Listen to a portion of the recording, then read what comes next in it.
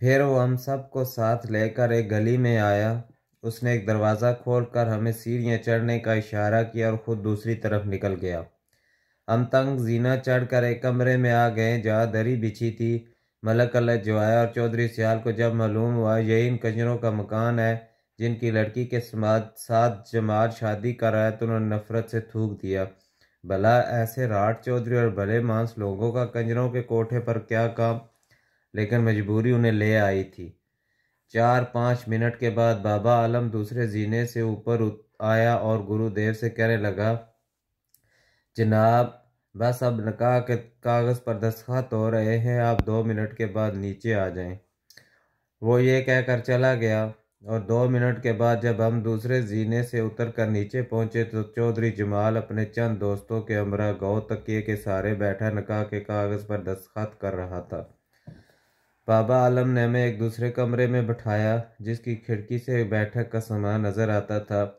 फिर रजना दुल्हन बनी इस कमरे में आई, उसके साथ इसकी बड़ी बहन और चाची भी थी।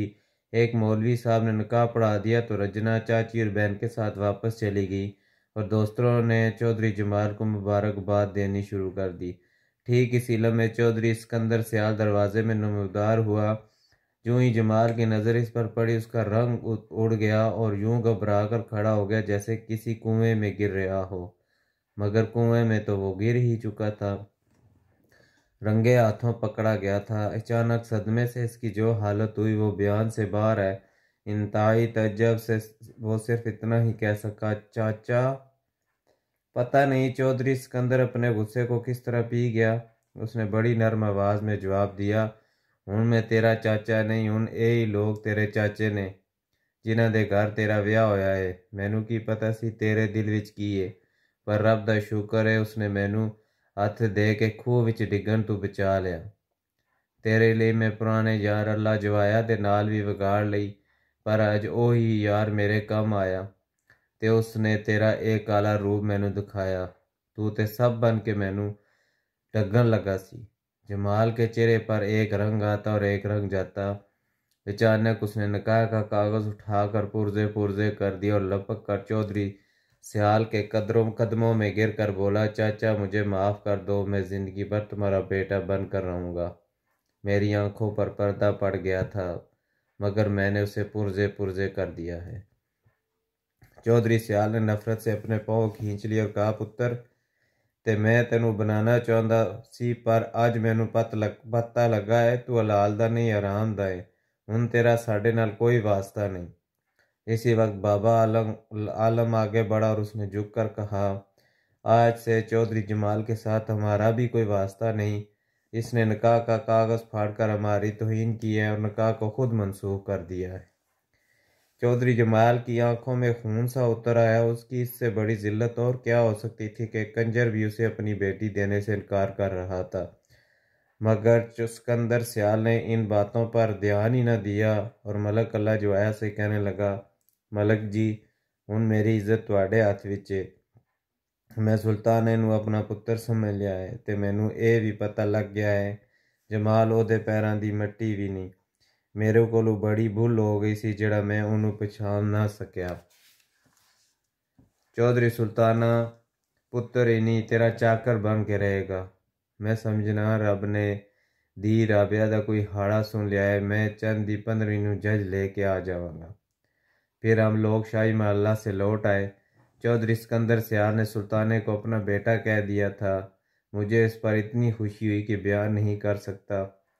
मैंने अपने यार की यारी का हक अदा कर दिया था और सच्ची बात तो यह है कि सब कुछ गुरुदेव ने किया था। उसने जिस तरह चौधरी सिकंदर को तार के ज़रिए लाहौर बुलवा कर सारा खेल दिखाया था, मैं उसके बारे में सोच भी नहीं सकता था। मैंने चौधरी और मलक को दिल्ली मुस्लिम होटल छोड़ा और खुद अमृत जल से शुगल करने के लिए गुरुदेव के साथ शीतला मंदिर की छत पर आ गया। मैंने हैरान होकर पूछा, गुरुदेव, बाबा आलम ने चौधरी जमाल से कता तलब क्यों कर लिया?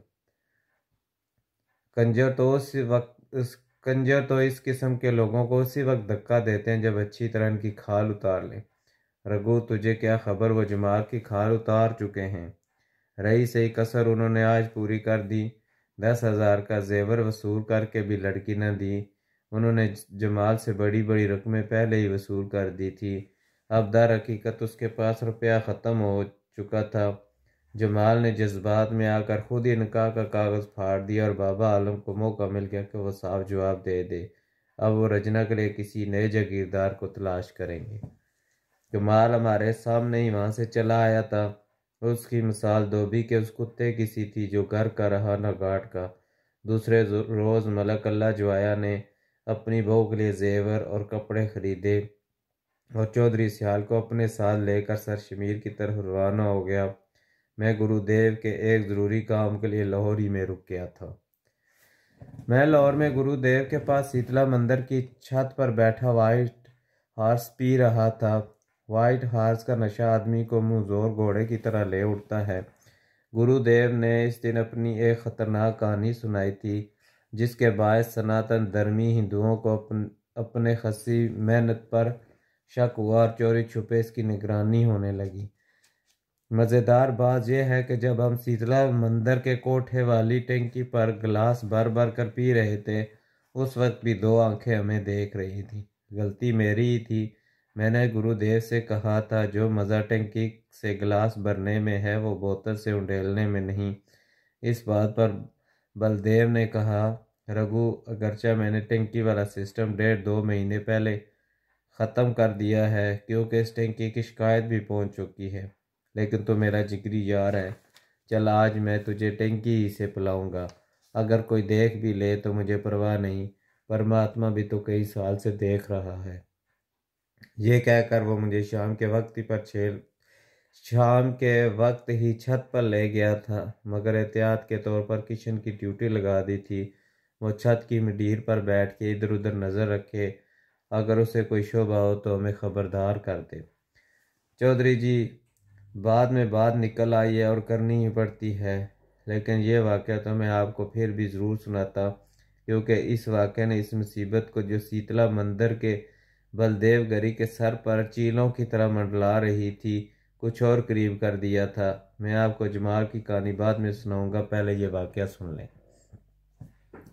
मैं बता चुका हूँ शीतला मंदिर की पवित्र गद्दी पर कोई मर्द मेहनत नहीं बैठ सकता था। मेहनत का नामर्द होना ज़रूरी है, इसलिए सनातन धर्मी हिंदू उसे गद्दी पर बैठने से पहले ही खस्सी कर दिया करते थे। मेहनत बलदेव गरी के साथ ही भी यही कुछ हुआ था। उसे लड़कपन में इसे ही खिदमत के लिए चुनकर मर्दाना सिफात से मरहूम कर दिया गया था। गुरुदेव ने उस शाम मुझे एक लड़की शीला का किस्सा सुनाया जिसका जीवन उसने सफल कराया था। शीला हिंदुओं के एक मशहूर लीडर की लड़की थी। जब उसे शराब और मर्द का चस्का पड़ा तो हर रात मंदिर के चक्कर काटने लगी। वो अपने घर से रुपए भी लेकर आती और शराब के साथ उसे मांस खाने की भी आदत पड़ गई थी। जब माँ बाप ने उसकी शादी ठहराई तो उसने साफ इनकार कर दिया। बाप को फिक्र हुई कि लड़की किसी से प्रेम न करती हो।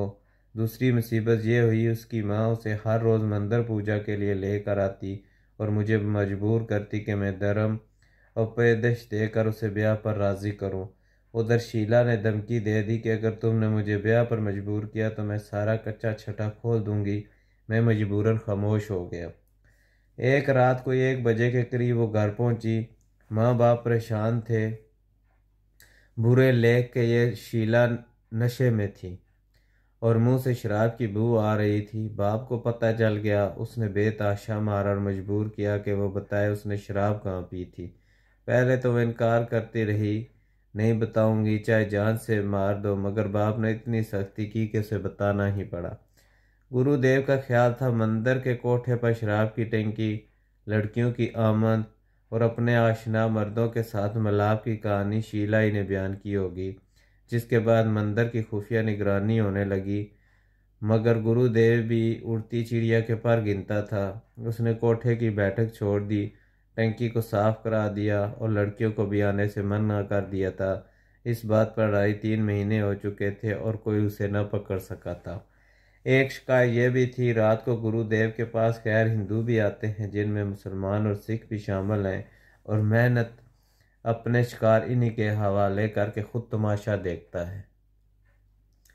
इस रात मेरी आत्मा बड़ी खुश थी क्योंकि मैंने अपने सुल्तान यार की रात से रुकावट चौधरी जमाल का कांटा हमेशा के लिए निकाल दिया था। जब हमने टंकी से वाइट हार्स के गिलास भरे तो गुरुदेव ने भी यही कहा, रघु आज मैं बहुत खुश हूँ। आज मैंने बहुत बड़ी नेकी कमाई और 2 जीवन नष्ट होने से बचा लिए।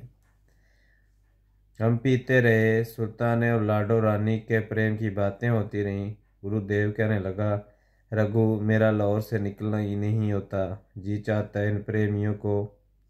न जाने क्यों ऐसा लगता है जैसे लाडो रानी मेरी अपनी बेटी है। मैंने कहा, गुरुदेव चांद की 15वीं को सुल्ताने की जंग जाएगी। मेरे साथ सरशमीर चलो, प्रेमियों से मिलाप भी हो जाएगा। पर अभी इन पर एक कष्ट समय और आने वाला है। मैंने हैरत से गुरुदेव की तरफ देखा। वो गुमसुम बैठा था और इसकी आंखें अंगारों की तरह दहक रही थी। मुझे इसकी सूरत से डर लगा। फिर उसने एक झुरझुरी ली और कहा, रघु मैंने अभी कुछ कहा था, क्या तुम्हें याद नहीं? इतनी जल्दी भूल गए हो? अभी तो सिर्फ 2 गिलास पिए हैं। भगवान की कसम मैं बिल्कुल कुछ नहीं जानता। मैंने उसके अल्फाज दोहराए, अभी उन पर एक कष्ट समय और आने वाला है। अच्छा तो मैंने ये शब्द कहे थे, मगर मुझे कोई पता नहीं। रघु शायद मेरी आत्मा बोली थी। अभी ये अल्फाज उसके मुंह में थे कि एक साया दरवाजे पर अचानक नमूदार हुआ और तेजी के साथ टंकी की तरफ बढ़ा। गुरुदेव इस आदमी को देखकर बुरी तरह घबराया और जल्दी से खड़ा हो गया। मैं भी उठा और वो दरमियाने कद, गंदमी रंग और करीबन 40 बरस का एक मजबूत आदमी था जो सीधा टंकी की तरफ आया और आते ही गुरुदेव का गिलास, जिसमें अभी 2 गूंद शराब बाकी थी, यूं उठा लिया जैसे चील मांस पर और बिल्ली छींचड़ों पर चपटती है। उसने गिलास को सूंघा, फिर गुस्से से एक तरफ फेंक दिया। गिलास दीवार से टकरा कर टुकड़े टुकड़े हो गया और हम हैरान से खड़े उसके मुंह की तरफ देखते रह गए। ये सब कुछ इस तरह आनन फानन हो गया था कि हमें दंदन सी पड़ गई। वो गुरुदेव की तरफ उंगली निचाकर बोला, तुम शीतला मंदिर के मैंने तो रिश्वतर धर्म आस्थान के पंडित हो, तुम्हें शराब पीते हुए शर्म नहीं आती? अचानक गुरुदेव के बदन पर कांपा लर्जा सा तारी हुआ। फिर वो गुस्से से बोला, तुम कौन हो? अभी मालूम हो जाएगा। तुमने एक सिख को यहाँ बुला रखा है। ये मंदिर है, गुरुद्वारा, ये शराब खाना नहीं।